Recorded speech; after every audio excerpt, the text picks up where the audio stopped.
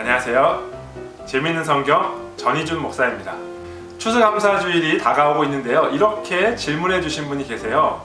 목사님, 왜 미국의 추수감사주일과 한국의 추수감사주일이 서로 다른가요?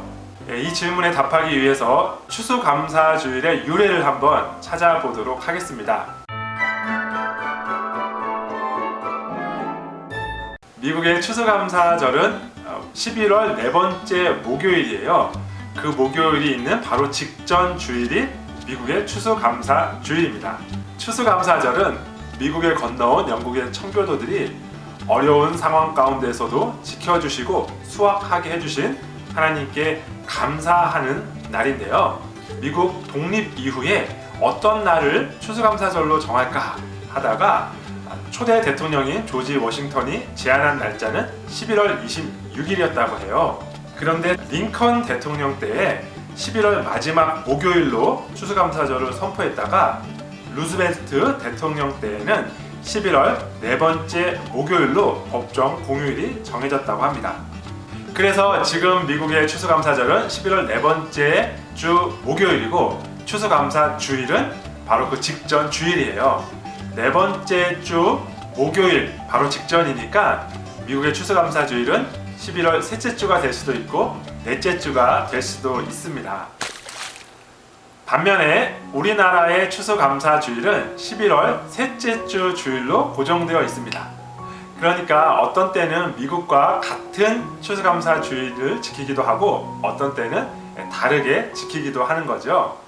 왜 한국은 11월 셋째 주 주일로 추수감사주일을 정했을까요? 기록에 보면 처음 한국교회가 추수감사주일을 정하자고 제안한 것은 1904년으로 기록되어 있습니다. 서경조 장로가 우리나라 교회가 이전에 비해 왕성한 것이 하나님 아버지의 은혜이므로 감사일을 정하고 1년에 한 번씩 연락하여 감사하는 것이 합당하다. 그래서 처음에는 11월 11일로 정했다가 1914년 총회에서 선교사가 처음 한국에 온 11월 제3주일 후 수요일에 감사주일을 지키기로 변경했다고 합니다. 그리고 이후에 11월 셋째 주일로 다시 변경되어서 오늘에 이르고 있는 것이죠.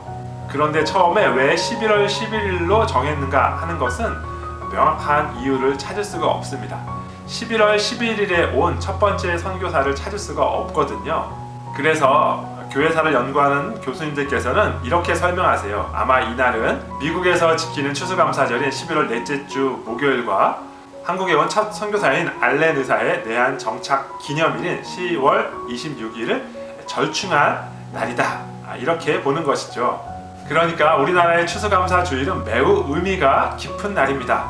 미국의 땡스기빙 데이를 수용한 것이기도 하지만 동시에 우리나라의 기독교가 전파되고 또 기독교가 흥왕한 것을 매우 기뻐하고 감사하는 날로 제정한 것이기도 하거든요.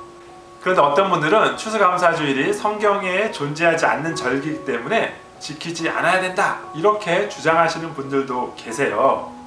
그런데요, 우리 기독교는 원래 성경에 나와 있는 절기를 지키는 종교가 아닙니다. 그러므로 먹고 마시는 것과 절기나 초하루나 안식일을 이유로 누구든지 너희를 비판하지 못하게 하라. 우리는 더 이상 성경에 존재하는 절기를 지키지 않는 신약시대 이유를 살고 있습니다. 우리에게는 날이나 달이나 절기가 중요한 것이 아니에요.